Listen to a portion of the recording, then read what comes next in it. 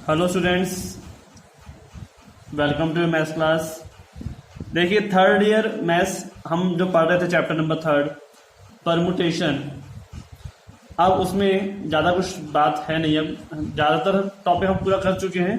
कुछ एक एग्जाम्पल्स और हमें टॉपिक जो करना है वो बचा है। लास्ट में हमने जो पढ़ा था उसमें हमने जो थ्योरम्स प्रूफ की थी, ठीक है, और एग्जाम्पल किए थे। उससे आगे चलते हुए हम सम व विषम क्रमचय की बात कर रहे हैं, ठीक है। एक्चुअली लास्ट लेक्चर में मैंने आपको इस पर बेस एग्जाम्पल तो करा दिया था, लेकिन इसकी डेफिनेशन मैंने नहीं बताई थी, ठीक है। वो एग्जाम्पल के बीच में आ गया था, इस वजह से मैंने उसको करा दिया था, ठीक है। लेकिन आप यहाँ पे समझ लीजिए कि सम व विषम क्रमचय क्या होता है। कि तो सिंपल सी बात है, अगर आप किसी भी क्रमचय को पश्चांतरणों में तोड़ो, सबसे पहली बात क्या है, किसी भी क्रमचय को पश्चांतरणों में ब्रेक करो और उस पश्चांतरण को काउंट करो, ठीक है। काउंट करने के बाद अगर उनकी संख्या सम है तो सम क्रमचय कहलाएगा, अगर विषम है तो विषम क्रमचय कहलाएगा। सिंपल सी लैंग्वेज है, इसमें तो ज्यादा करना नहीं है। तो एक क्रमचय को पश्चांतरणों के गुणनफल के रूप में प्रकट करने पर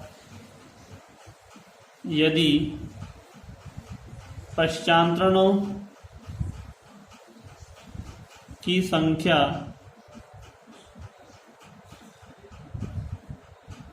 सम हो तो उस क्रमचय को सम क्रमचय कहते हैं, ठीक है। तथा यदि संख्या विषम हो तो उसे हम क्या बोलेंगे, विषम क्रमचय। संख्या विषम हो तो वह विषम क्रमचय कहलाता है, विषम क्रमचय कहलाता है। और मैं आप लोगों को एक क्रमचय को पश्चांतरणों के गुणनफल के रूप में प्रकट करने पर यदि पश्चांतरणों की संख्या सम होती है तो उसे हम सम कहते हैं, और विषम होती है तो विषम कहते हैं, ठीक है। अब इस पर हम कुछ नोट जो है वो एक बार देख लेते हैं, ठीक है। नोट का मतलब क्या क्या विशेषता है इसकी। तो हम कहेंगे कि एक पश्चांतरण का मतलब सिंगल, दो लंबाई वाला, सदैव क्या होगा, विषम क्रमचय होगा, विषम क्रमचय होता है।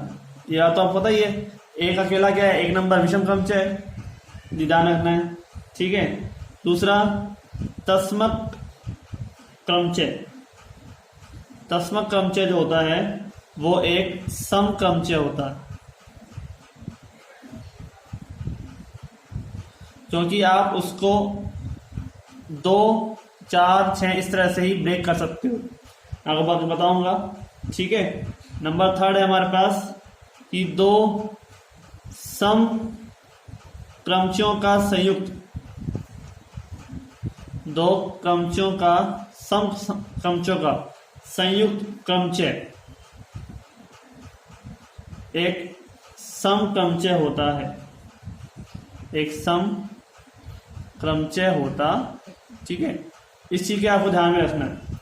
अब एग्जांपल से बता देता हूं। देखिए जैसे ये हमारे पास है 1 2 3 4 5 6 7 8 9 और 2 3 4 5 1 6 7 9 8, राइट। इसको मैं सॉल्व करता हूं यहाँ पे, ठीक है। सम है विषम में बताना हमारे को, ये सम होगा या विषम होगा इसकी बात हमें बतानी है।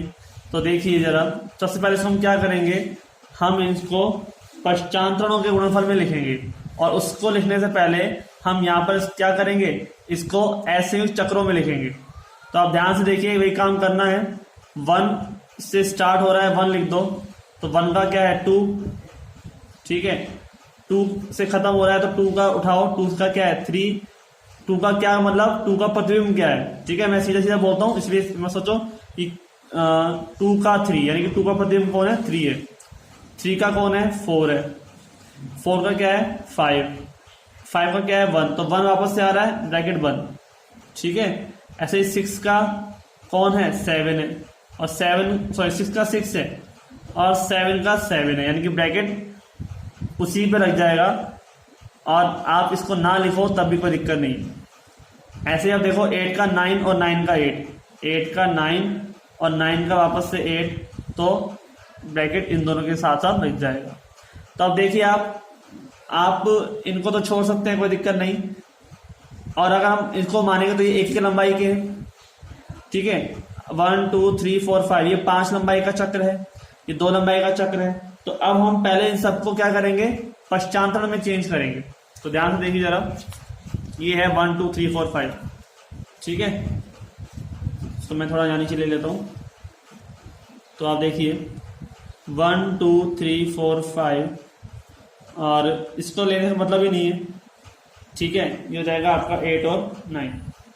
अब मैं कल भी बताया था कि इसको पश्चांतरण में कैसे तोड़ते हैं, 1 का साथ में 5, ठीक है, फिर 1 के साथ में 4, 1 के साथ में 3, 1 के साथ में 2, ठीक है, और 8 एंड 9, ठीक है, कोई दिक्कत नहीं। 8 और 9 तो वैसे वैसे रहेगा, 1 के साथ में 5, 1 के साथ में 4, 1 के साथ में 3, 1 के साथ में 2, ऐसे हम इसको ब्रेक कर सकते हैं। तो अब देखिए कितने क्रमचय हो गए, क्रमचय कितने पश्चांतरण हो गए, 1 2 3 4 5, 5 हो गए, 5 पश्चांतरण का गुणनफल। और जो 5 पश्चांतरण है ये संख्या क्या है 5, एक विषम संख्या है, तो इसका मतलब ये क्या हो जाएगा विषम क्रमचय हो जाएगा।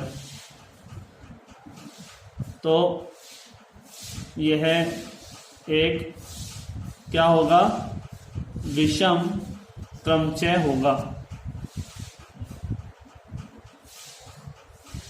ठीक है, समझ में आया। तो इस तरह से हमारे पास n चक्र है, n सम है तो सम, और उसके बाद विषम है तो विषम क्रमचय हो जाएगा। अब मैं आपको इसके साथ साथ और चीज बताता हूं। तो हमारे पास टर्म जो है, एग्जाम्पल से हम इसको प्रूफ करते हैं। तो मेरे पास एक क्वेश्चन है, इसमें क्या आपके पास सब तरह के क्वेश्चन कंप्लीट हो जाएंगे, 2 3 1 5 और 4, ठीक है। इसमें क्या कह रहा है कि आपके पास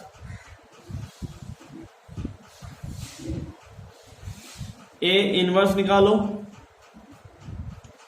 ए स्क्वायर निकालो, ठीक है, फिर कह रहा है ए क्यूब भी निकालो, और लास्ट में कह रहा है कि ए की कोटि निकालो, यानी कि ऑर्डर ऑफ ए निकालो, ठीक है। ए इनवर्स निकालो, ए स्क्वायर निकालो, ए क्यूब निकालो, और फिर ए की कोटि भी ज्ञात करो, इस चीज को निकालने की वो कहता है। तो हमारे पास जो टर्म है इसको लेके चलते हैं, ए इनवर्स निकालना सीख लेंगे।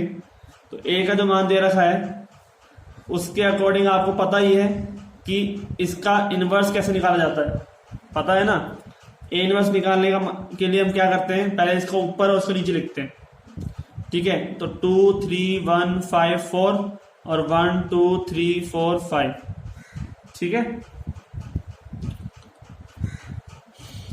भाई, ये ऊपर और ये नीचे, 2 3 1 5 4 और 1 2 3 4 5 हो जाएगा। अब क्या करना है, अब आप ऊपर क्या लिखोगे 1 2 3 4 5। हमको मैंने पहले बताया था कि मैंने ऐसा नहीं कि वापस से उसको ऊपर लिख दिया और फिर नीचे लिख दूंगा ना, ऐसे करने से तो मतलब ही नहीं बनेगा। अब मैंने ऊपर वाले को अरेंज कर रहा हूं, मैं पहले 1 आ जाएगा आगे, फिर 2 आ जाएगा, फिर 3 आ जाएगा, ऐसे कर रहा हूं मैं। तो 1 के साथ में कौन है 3 है, तो वहां 3 रख दोगे। 2 के साथ में कौन है 1, तो 1। 3 के साथ में कौन है 2। 5 के साथ में कौन है, पहले 4 के साथ में 5, और 5 के साथ में कितना है 4 है, ठीक है। तो ये आ गया आपका इनवर्स, समझ में आ गया। तो फर्स्ट पार्ट हो गया आपका। सेकंड पार्ट कहता है ए स्क्वायर निकालो। तो ए स्क्वायर का मतलब क्या है, ए को ए से मल्टीप्लाई करना, ए इंटू ए। तो मल्टीप्लाई करना भी सीख जाएंगे दोबारा से, जिसको नहीं आया हो, ठीक है, जिसको नहीं आया हो सीख ले भाई। हमारे पास मल्टीप्लाई कैसे करते हैं, तो ए से ए को मल्टीप्लाई कर रहे हैं, तो देखिए आप ध्यान से 1 2 3 4 5 दोनों तरफ सेम सेम आ रहा है तभी मल्टीप्लाई हो सकता है, इस बात का ध्यान रखें। और दोनों तरफ बराबर बराबर एलिमेंट होने चाहिए, ठीक है। ये नहीं कि यहाँ पर 4 है यहाँ पर 5 है फिर भी आप मल्टीप्लाई कर रहे हो, ऐसा कभी होगा नहीं, लेकिन होगा तो आपको ध्यान रखना है, ठीक है, गलती से भी नहीं होना चाहिए। तो 1 का 2 और फिर देखो 2 का क्या है 3, तो यहाँ पे क्या आ जाएगा 3, ऐसे करते हैं हम 1 का 2 2 का 3 2 का 3 3 का 1 3 का 1 1 का 2, ठीक है। मैं यहाँ से 3 से उठाया था ना, तो इसे 3 के नीचे आएगा। 4 का 5 5 का 4 5 का 4 4 का 5, समझ में आया आप लोग, ठीक है। ये क्या हो गया आपका ए स्क्वायर, ठीक है। अब हमारे पास नेक्स्ट है ए क्यूब निकालना, तो इसके साथ में एक बार और मल्टीप्लाई कर देते हैं, ठीक है। हमारे पास मल्टीप्लाई करने के लिए जो टर्म बनेगी यहाँ पे क्या हो जाएगा ए इंटू ए क्यूब का मतलब ए स्क्वायर इंटू ए, ठीक है। तो ये थी 1 2 3 4 5 और 3 1 2 4 5, इसको मल्टीप्लाई करता हूँ मैं 1 2 3 4 5 ए से, ए का मान क्या है 3 1 2 4 एंड 5, ठीक है। ए स्क्वायर ये रहा, दोनों सेम सेम हो गए नहीं, हाँ सेम सेम हो गए, ठीक है। मैं यहाँ पर मल्टीप्लाई करता हूँ, ये तो ए स्क्वायर है तो ये ए से मल्टीप्लाई करता हूँ 2 3 1 2 3 1 और 4 5 4 5 4 2 3 1 5 4 ये आ जाएगा, ठीक है। ये तो ए स्क्वायर और ए है, कोई दिक्कत नहीं, आप यहाँ पे ए लिख लो, ये ए स्क्वायर हो जाएगा। तो हमारे पास मल्टीप्लाई करते हैं 1 2 3 4 5, ठीक है। 1 का 3 3 का 1 2 का 1 1 का 2 3 का 2 2 का 3 4 का 4 4 का 5, ठीक है। और 5 का 5 5 का 4, समझ में आ गया। तो ये आपके पास क्या हो गया ए क्यूब भी आ गया। अब ये ए क्यूब की जो टर्म आई है हमारे पास, ये इस तरह से आप मल्टीप्लाई हर चीज को कर सकते हो। अब वो कह रहा है कि ऑर्डर निकाल के दिखाओ, ठीक है। ऑर्डर ऑफ ए फाइंड करना है, ऑर्डर ऑफ ए निकालना है, तो क्या करेंगे भाई, पहले ए को लिखो और आप उसके बाद उसमें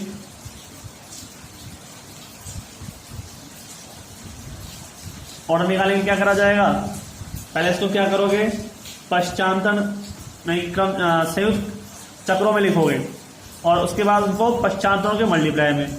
तो पहले संयुक्त चक्र में लिख देते हैं 1 का 2 2 का 3 3 का 1, तो ब्रैकेट बंद, 4 का 5 5 का 4 4 का 5 और 5 का 4, राइट।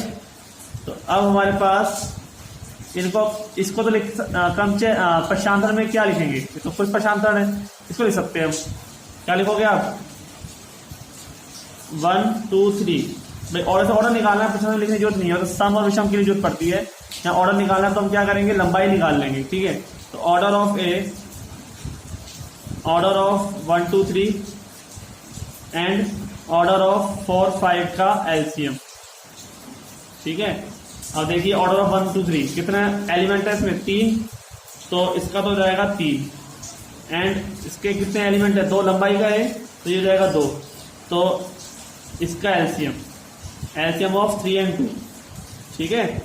इन दोनों का एलसीएम, तो इन दोनों का एलसीएम क्या होगा 6, तो इसका मतलब ऑर्डर ऑफ ए कितना हो जाएगा 6 हो जाएगा, ठीक है। इस तरह से आपका ऑर्डर निकलता है, याद रखना एलसीएम निकालना है। यहाँ पर आपके आप क्रमचय मत निकाल देना, ठीक है। क्रमचय मतलब पश्चांतर, यहाँ पर आपको केवल दोनों की लंबाई देखनी है और फिर क्या निकालना है, उसका एलसीएम निकालना है, ठीक है। तो ये चीज आपको ध्यान में रखनी है।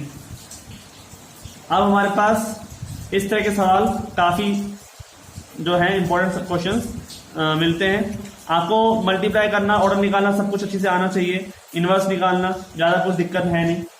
तो मैं आपको होमवर्क के लिए, ठीक है, क्वेश्चन दे रहा हूँ, आप करेंगे, होमवर्क करेंगे आप। तो होमवर्क जो है उसके लिए आप लिख लीजिए, एग्जाम्पल है आपका 9, ठीक है। जिसके पास बुक नहीं है उसके लिए मैं लिख देता हूँ। और ये हो गया आपका रो सिग्मा ज्ञात करो, ठीक है। Sigma inverse rho into sigma, तीनों का वो है।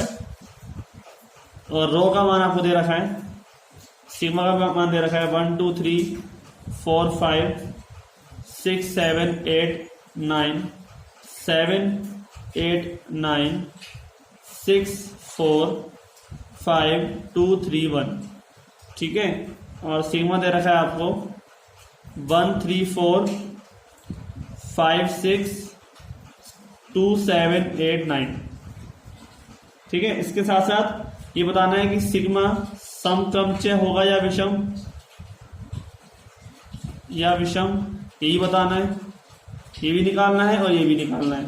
और उसके अलावा क्या करना है, हमें ऑर्डर भी निकालना है, ठीक है। किसका, सिग्मा की कोटि भी ज्ञात करो। तो ये सारा काम आपको करना है। तो आप आराम से कर सकते हो। पहले आप क्या निकालोगे, सिग्मा इनवर्स निकालोगे। पहले इसको प्रॉपर फॉर्म में लिखोगे, फिर सिग्मा इनवर्स निकालोगे, फिर रो के साथ मल्टीप्लाई करोगे, फिर दोबारा से, ठीक है, सिग्मा इनवर्स को रो के साथ मल्टीप्लाई करोगे, फिर उसको रो से मल्टीप्लाई करोगे, ठीक है, सॉरी सिग्मा से, समझ में आ गया। फिर आप जो भी वैल्यू आएगी वो इसकी आ जाएगी, और अलग से इसका सम या विषम निकाल लोगे और इसका ऑर्डर भी निकाल लोगे, ठीक है। ये सारा काम आपको करना है। सॉल्व कर लोगे तो इसका मतलब अब तक का पढ़ाया हुआ सब कुछ आपको समझ में आ गया है, ठीक है। नहीं होगा तो मैं आपको करा ही दूंगा सवाल। तो आज के लिए इतना ही, मिलते हैं अगली वीडियो में, धन्यवाद।